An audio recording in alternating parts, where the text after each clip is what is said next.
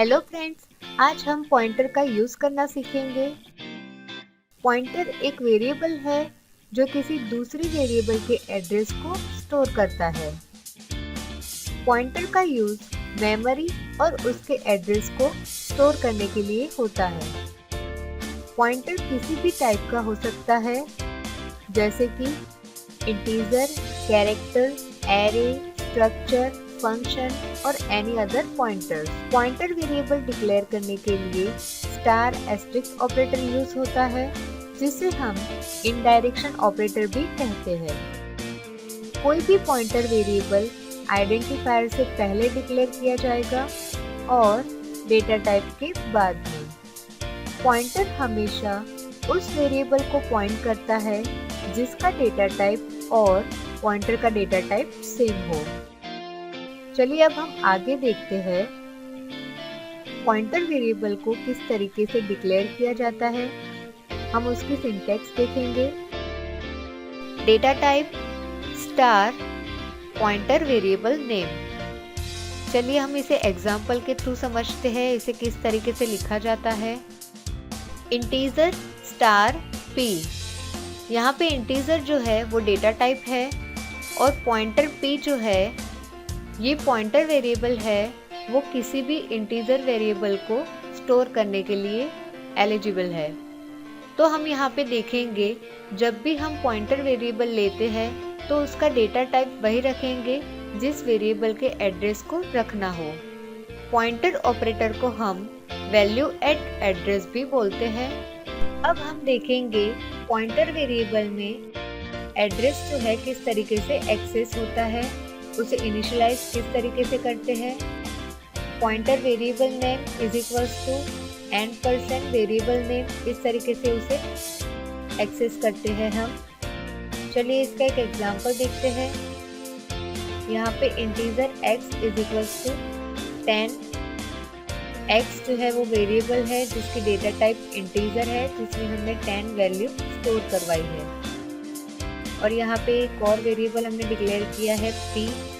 अब p is equals to n%x। n% यहाँ पे एड्रेस ऑपरेटर है जो कि एड्रेस फाइंड करता है। x एक वेरिएबल नेम है, यानी कि x की वैल्यू यहाँ पे 10 है जिसका एड्रेस यहाँ पे p में स्टोर हो जाएगा। पॉइंटर p की वैल्यू यहाँ पे 10 दी गई है।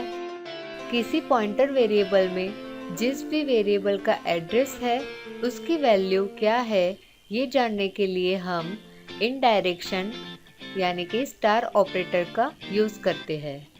x यहाँ पे वेरिएबल नेम है, 10 जो कि x की वैल्यू है और यहाँ पे 1000 जो कि x का एड्रेस है। चलिए अब हम आगे देखते हैं। पॉइंटर को अच्छी तरह से समझने के लिए हम उसका एक एग्जाम्पल देखेंगे। वॉइड मेन में हम अपना प्रोग्राम लिखेंगे, कर्ली ब्रैकेट ओपन करेंगे, integer x is equals to 10। x यहाँ पे वेरिएबल है जिसके डेटा टाइप इंटीजर है और वैल्यू उसकी स्टोर करवाई है 10। y pointer p1 pointer p2 variable यहाँ पे डिक्लेयर किए हुए हैं। y is equals to x, y की जो वैल्यू है वो 10 है। p1 is equals to n%x, x का जो एड्रेस है वो p1 में स्टोर करवाया है हमने। p2 is equals to n%y, y का जो एड्रेस है वो p2 में स्टोर करवाया है। अब हम प्रिंट करवाते हैं। printf %d is stored at %u x और p1। %d यहाँ पे x जो है वो इंटीजर टाइप का इसलिए लिया हुआ है। %u अनसाइंड बिट है जो एड्रेस स्टोर करने के लिए होता है। x और p1 की वैल्यू यहाँ पे स्टोर होगी। फिर से हमने प्रिंट करवाया है y और p2 की वैल्यू। printf करवाया है x और %x y %y। Get ch curly bracket close करते हैं। चलिए अब हम इस प्रोग्राम को अच्छी तरह से समझते हैं। हम यहाँ पे वेरिएबल हमारे लिख देते हैं x, y, p1 और p2। x की वैल्यू यहाँ पे 10 है, इसलिए हम यहाँ पे लिखेंगे 10। y की वैल्यू यहाँ पे x है, यानी कि x की वैल्यू 10 है, इसलिए y की वैल्यू लिखेंगे 10। राइट साइड पे यहाँ पे हमने एड्रेसेस लिखे हैं वेरिएबल के। x का एड्रेस है 1000, y का 1002। P1 is equals to n%x, यानी कि x का जो एड्रेस होगा वो P1 में स्टोर होगा 1000। P2 is equals to n%y, y का जो एड्रेस होगा वो P2 में स्टोर होगा 1002। चलिए अब हम हमारे स्टेटमेंट को देखते हैं। हमने पहले प्रिंट करवाया है x और P1 की वैल्यू। तो यहाँ पे x की वैल्यू जो है वो 10 है और P1 की जो वैल्यू है P1 is equals to n%x, यानी कि x का जो एड्रेस है वो P1 में स्टोर हो जाएगा, इसलिए इसका आउटपुट होगा 10 is stored at 1000। Second statement देखते हैं हम, जिसमें हमने प्रिंट करवाया है y और P2 की वैल्यू। y की वैल्यू यहाँ पे 10 है और P2 is equals to n%y, y का जो एड्रेस है वो P2 में स्टोर होगा, तो आउटपुट हमें मिलेगा 10 is stored at 1002। Third statement में हमने प्रिंट करवाया है x और n%x।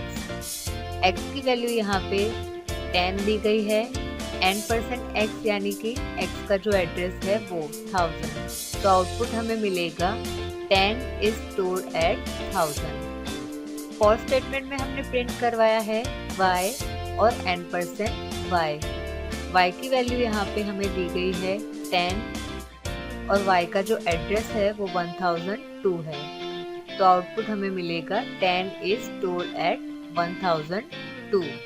अब हम यहाँ पे आउटपुट में देखें तो फर्स्ट और थर्ड स्टेटमेंट जो है उसका आउटपुट हमें सेम मिला है, क्योंकि हमने P1 is equals to n%x लिया हुआ है, यानी कि x का जो एड्रेस है वो P1 में स्टोर करवाया है। और सेकंड और फोर्थ स्टेटमेंट का आउटपुट देखते हैं तो वो दोनों सेम है, क्योंकि P2 is equals to n%y किया है, y का जो एड्रेस है वो हमने P2 में स्टोर करवाया है। तो हमने देखा पॉइंटर एक वेरिएबल है जो किसी दूसरे वेरिएबल के एड्रेस को स्टोर करता है। Thank you.